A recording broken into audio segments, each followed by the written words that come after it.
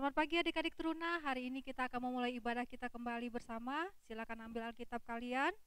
Tapi sebelum ibadah dimulai, mari kita bersaat teduh sejenak. Saat teduh dimulai.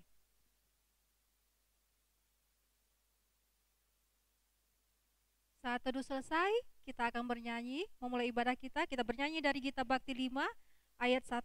Bernyanyilah biduan muda-mudi.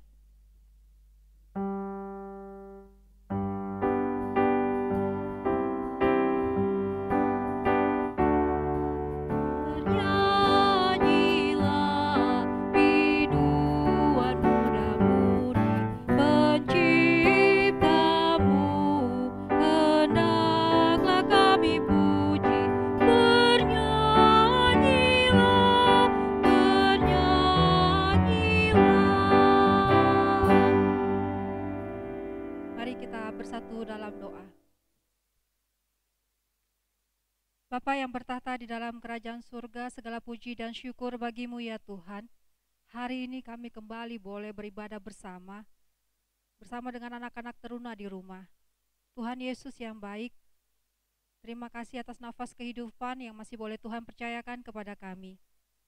Melalui nafas kehidupan hari ini Tuhan, kami boleh mengungkapkan puji dan syukur kami kepadamu atas berkat dan kasih sayang Tuhan dalam kehidupan pribadi dan keluarga kami.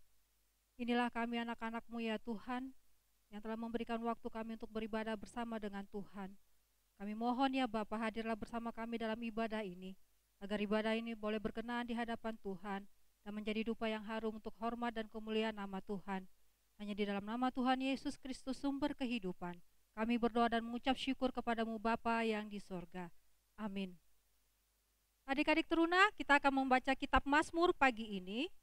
Silakan buka Alkitab kalian, Nak. Kitab Mazmur pagi ini akan kita baca dari Mazmur 22. Kitab Mazmur 22 ayat 1 sampai ayatnya yang keempat. Kitab Mazmur 22 ayat 1 sampai ayatnya yang keempat. Kita baca bersama-sama ya, Nak. Kita akan mulai dari judul yang diberikan oleh Lembaga Alkitab Indonesia. Kita mulai. Allahku, mengapa kau tinggalkan aku? Untuk pemimpin biduan, menurut lagu Rusa di Kala Fajar, Mazmur Daud. Allahku, Allahku, mengapa engkau meninggalkan aku? Aku berseru tetapi engkau tetap jauh dan tidak menolong aku. Allahku, aku berseru-seru pada waktu siang, tetapi engkau tidak menjawab. Dan pada waktu malam, tetapi tidak juga aku tenang. Padahal engkaulah yang kudus yang bersemayam di atas puji-pujian orang Israel. Kita akan bernyanyi kembali adik-adik dari Kidung Jemaat 51 ayatnya yang pertama.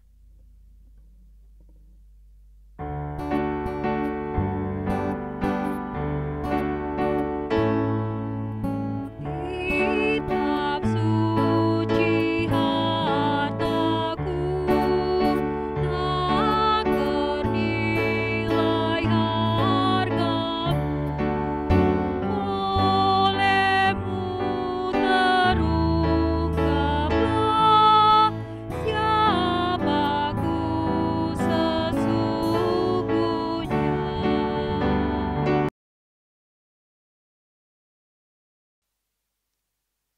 Adik-adik yang kasih dalam Tuhan Yesus Kristus, sebentar lagi kita akan mendengarkan dan merenungkan firman Tuhan. Firman Tuhan yang akan kita dengarkan pada pagi hari ini terambil dari Yoel 1 ayat 1 sampai 12. Mudah-mudahan kalian sudah memegang Alkitab masing-masing. Kakak ulangi nih ya, yang terambil dari Yoel 1 ayat 1 sampai 12.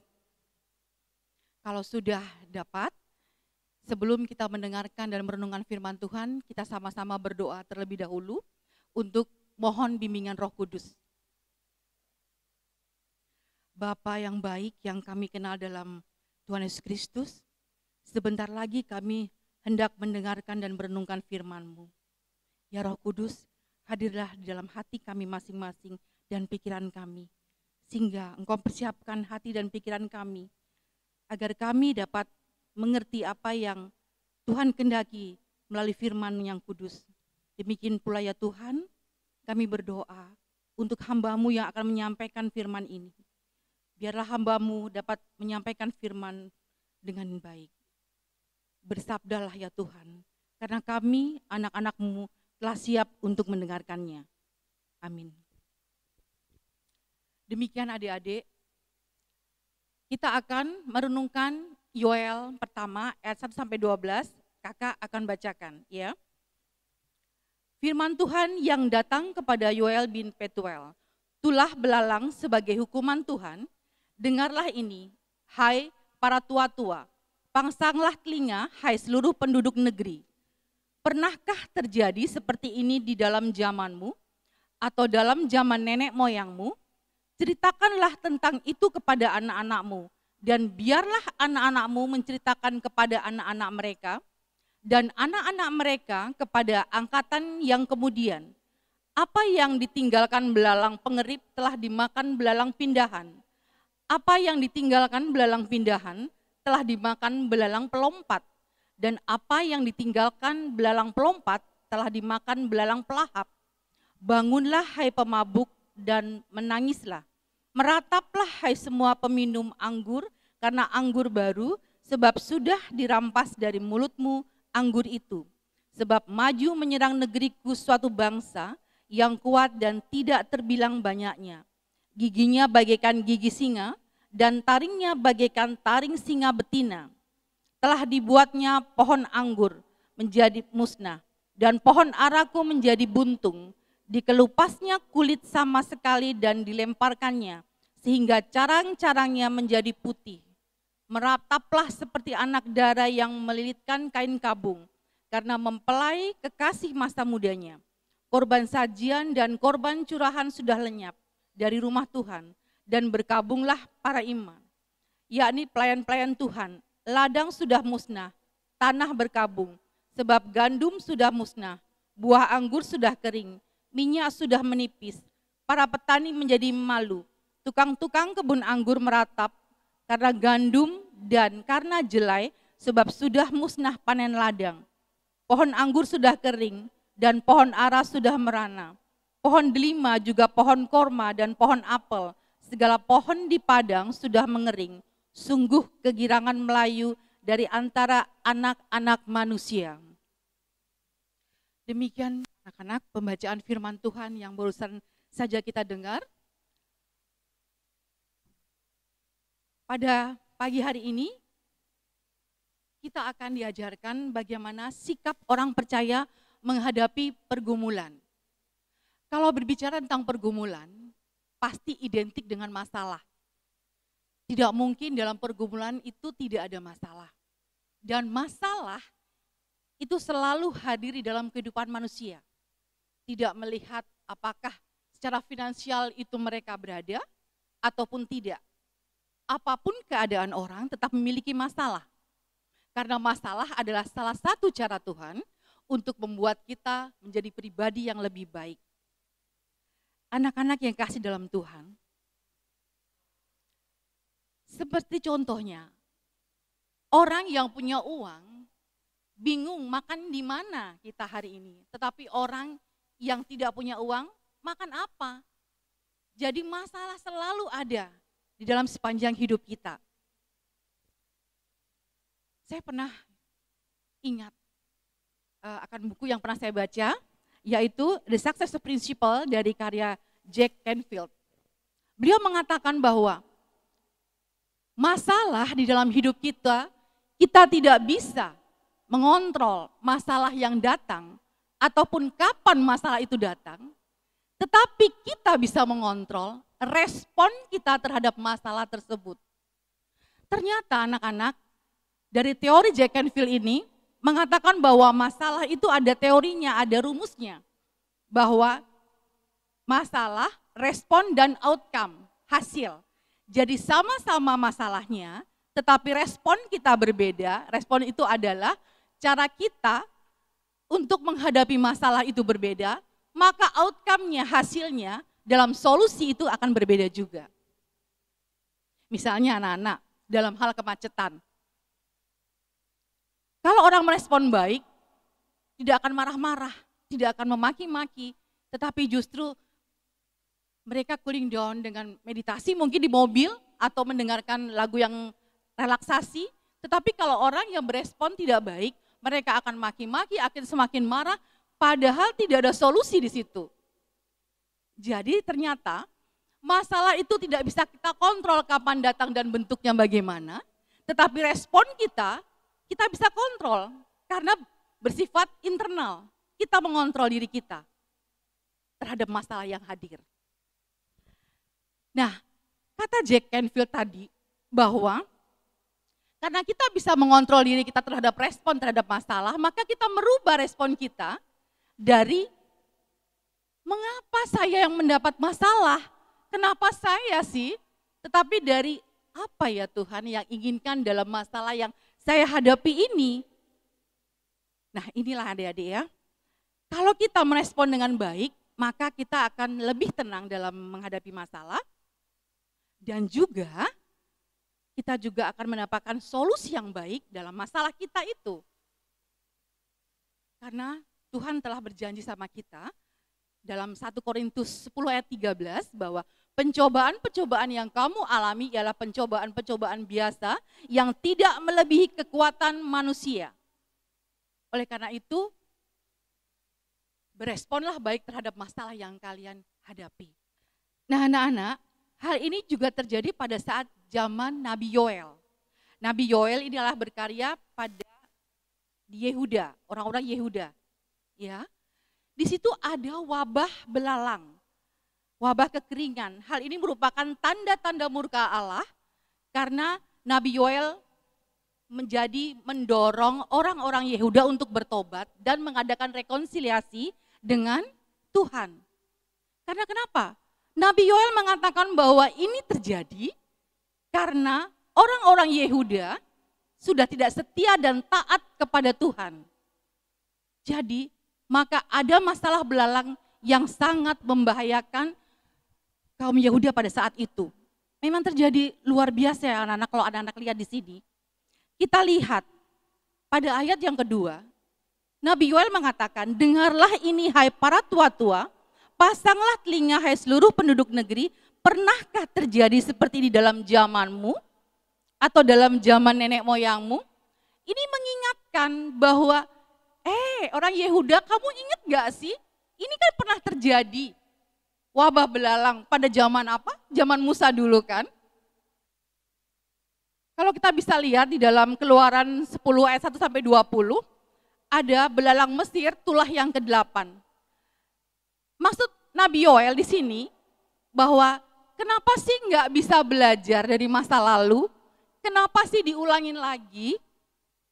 Kan sudah ada contohnya, kenapa melakukan perbuatan yang salah lagi dengan perbuatan yang sama, tidak setia dan taat kepada Tuhan sehingga Tuhan murka mengadakan wabah belalang.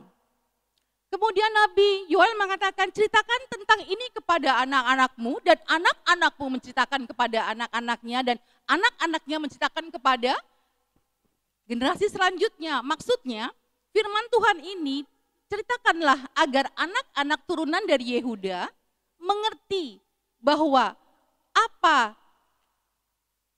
akibat daripada mereka tidak setia dan taat. Jangan mengulangi kesalahan daripada nenek moyang mereka yang sebenarnya sudah ada contohnya, tapi mereka tetap melakukan hal tersebut, tidak setia dan taat pada Tuhan.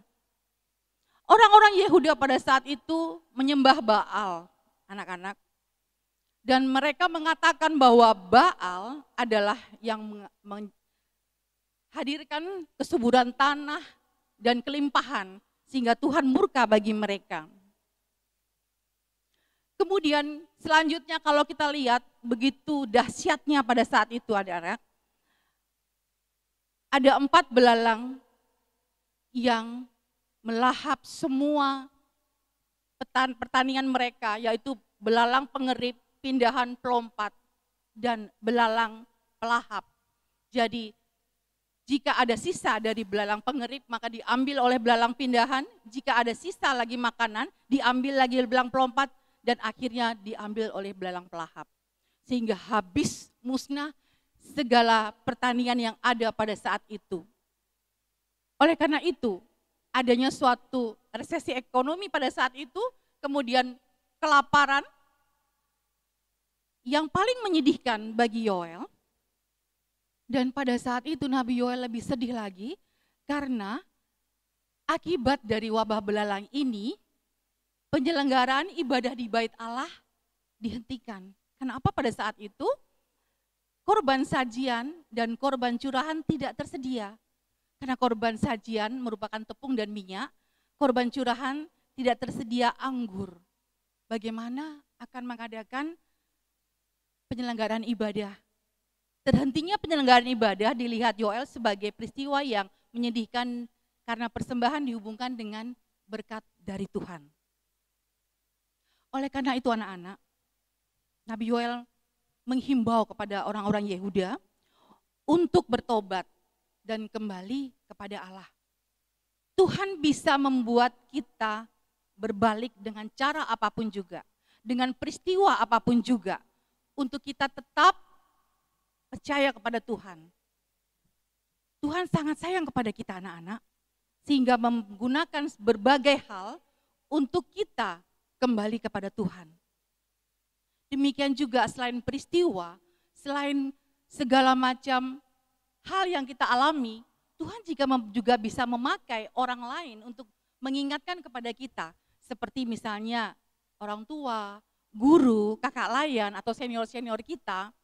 Oleh karena itu, kalau kalian menurut dengan orang tua, guru, kakak layan, dan lain sebagainya tadi yang telah saya sebutkan, berarti selain kalian respect dengan mereka, kalian juga mendapatkan tuntunan untuk berjalan ke arah yang baik dalam menjalani masa muda kalian.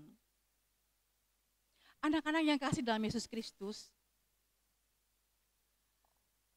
bagaimana tadi dari awal saya katakan, renungan ini meminta kita untuk belajar bagaimana orang beriman bersikap terhadap suatu masalah.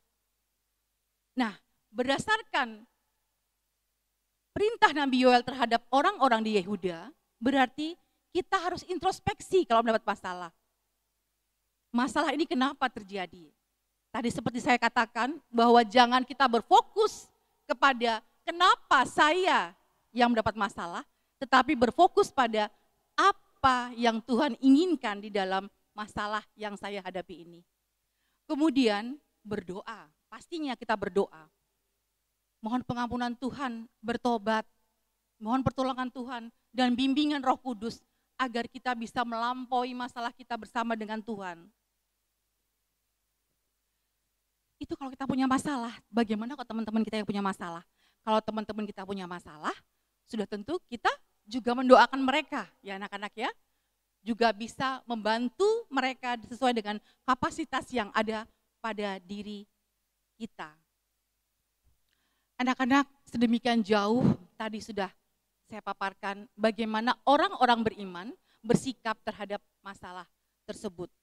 Jadi bahwa kita jangan berkecil hati kalau menghadapi masalah, karena kalau tanpa masalah bagaimana kita mengalami Tuhan, tanpa masalah bagaimana kita bertemu dengan Tuhan dan mendapatkan pertolongan Tuhan. Bahkan mungkin mukjizat-mukjizat yang Tuhan berikan di dalam masalah kita. Oleh karena itu anak-anak, biarlah berjalan dengan masalahmu, tetapi responlah dengan baik agar hasilnya baik pula. Sebelum saya mengakhiri renungan pada pagi hari ini, saya akan menyampaikan satu kata dari C.S. Lewis yang mengatakan, terkadang Tuhan inginkan kita belajar banyak hal yang hanya bisa kita dapatkan pada saat kita berada pada titik terendah. Oleh karena itu anak-anak, berjalanlah dengan masalahmu, merespon masalahmu dengan baik bersama Tuhan. Amin. Baiklah adik-adik teruna, firman sudah kita dengar. Selanjutnya kita akan menyambut firman tadi dengan bernyanyi dari Kidung Jemaat 440 ayatnya yang pertama. Mari kita bernyanyi.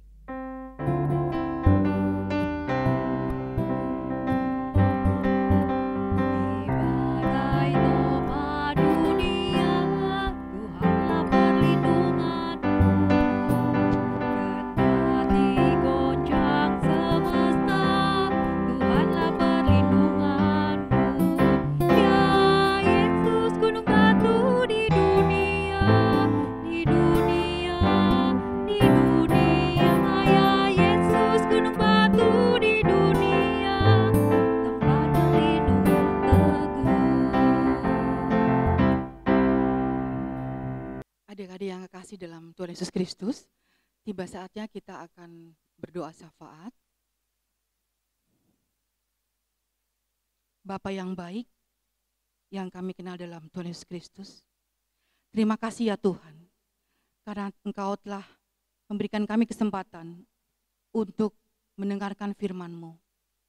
Biarlah ya Tuhan, firman ini tidak hanya didengar oleh anak-anak ini, tetapi lebih jauh Tuhan, dapat mereka aplikasikan di dalam ibadah aktual mereka, dalam keseharian mereka.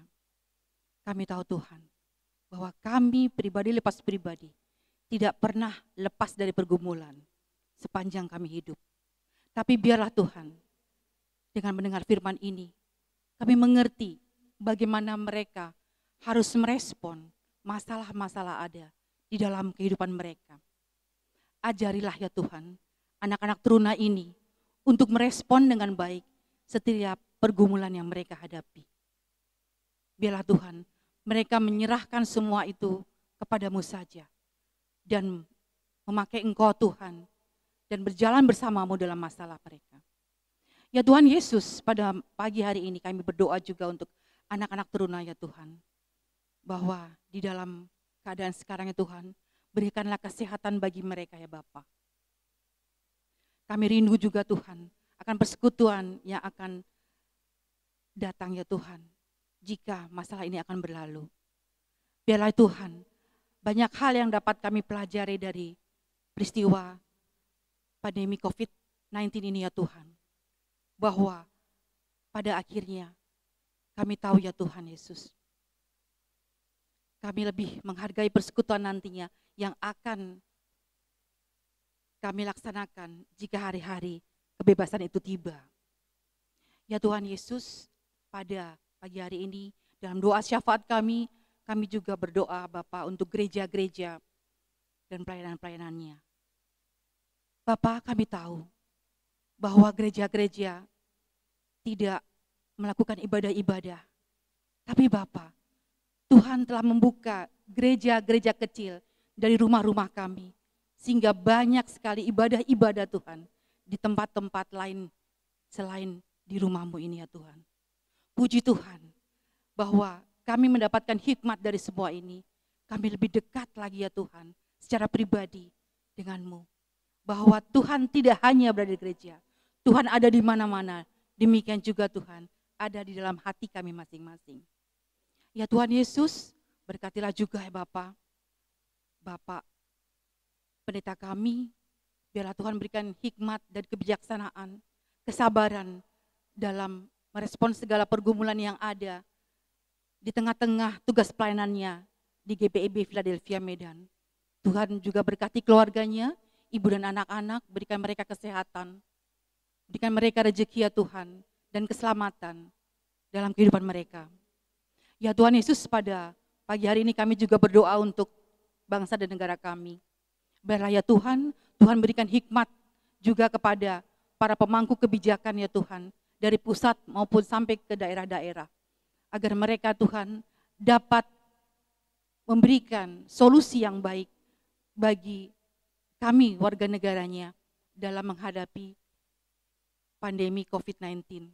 Demikian juga kami berdoa Tuhan bagi para medis sebagai ujung tombak yang menghadapi wabah ini ya Bapa. Berikan mereka juga kesehatan Tuhan, berkati mereka ya Bapa. Tuhan Yesus, masih banyak lagi yang kami pinta dalam kehidupan kami itu Tuhan. Tapi kami serahkan semuanya dalam tangan-Mu yang kudus saja. Sambut dan dengar doa kami ini ya Tuhan, yang kami alaskan atas nama Yesus Kristus Juru Selamat kami, yang telah mengajar kami berdoa. Bapa kami ada di surga, dikuduskanlah nama-Mu, datanglah kerajaan-Mu, jadilah kehendak-Mu di bumi seperti di surga. Berilah kami pada hari ini makan kami yang secukupnya, dan ampunilah kami akan kesalahan kami, seperti kami juga mengampuni orang yang bersalah kepada kami. Dan jangan membawa kami dalam percobaan, tapi lepaskanlah kami daripada yang jahat. Karena Engkaulah yang mempunyai kerajaan dan kuasa dan kemuliaan sampai selama-lamanya.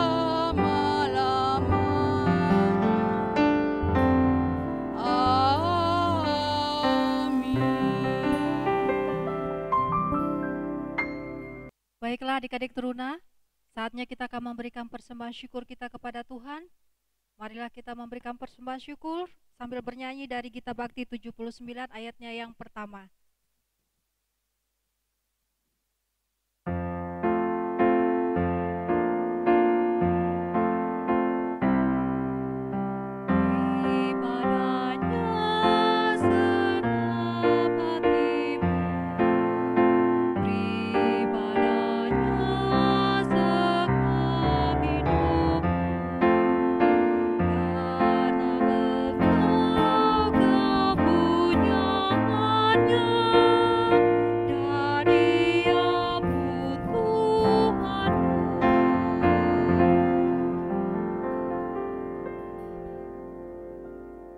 Mari adik-adik, kita bersatu hati untuk mendoakan persembahan kita. Mari kita berdoa. Bapa yang bertata di dalam kerajaan surga, Allah yang sumber rezeki bagi kehidupan kami. Saat ini Tuhan, kami tadi telah memberikan persembahan kami. Ya Bapa, terimalah persembahan kami ini sebagai ungkapan syukur kami. Tuhan Yesus, semoga persembahan yang kami berikan hari ini boleh berkenan bagi kemuliaan nama-Mu dalam memperluas pelayanan-Mu di mana saja. Terima kasih ya Bapa, inilah doa dan ungkapan syukur kami, yang kami boleh alaskan hanya di dalam satu nama Yesus Kristus Juru Selamat kami yang hidup. Amin. Baiklah adik-adik, sebelum kita mengakhiri ibadah kita pada pagi hari ini, kita akan menyanyikan lagu dari Gita Bakti nomor 340, Pada Jalan Kami Yang Berat.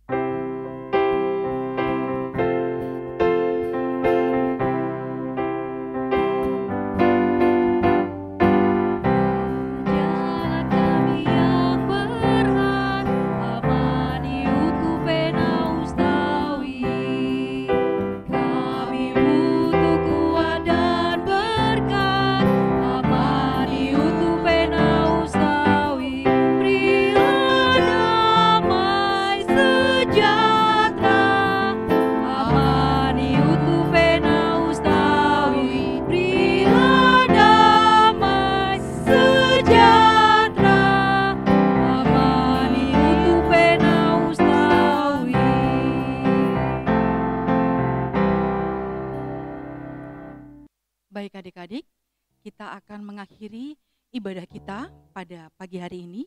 Tapi ingatlah adik-adik, jadilah pelaku firman Tuhan di dalam ibadah aktual kalian sehari-hari. Terimalah berkat Tuhan. Tuhan memberkati dan melindungi engkau. Tuhan menyinari engkau dengan wajah-Nya dan memberi engkau kasih karunia. Tuhan menghadapkan wajahnya kepadamu dan memberi engkau damai sejahtera.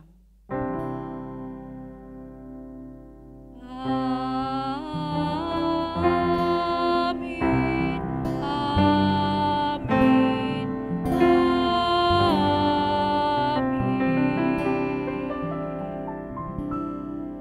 Adik-adik sekalian, sebelum kita akhiri ibadah kita, mari kita bersatu teduh sejenak. Saat teduh dimulai.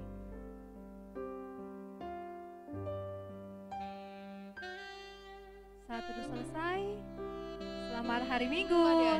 Tuhan Yesus memberkati.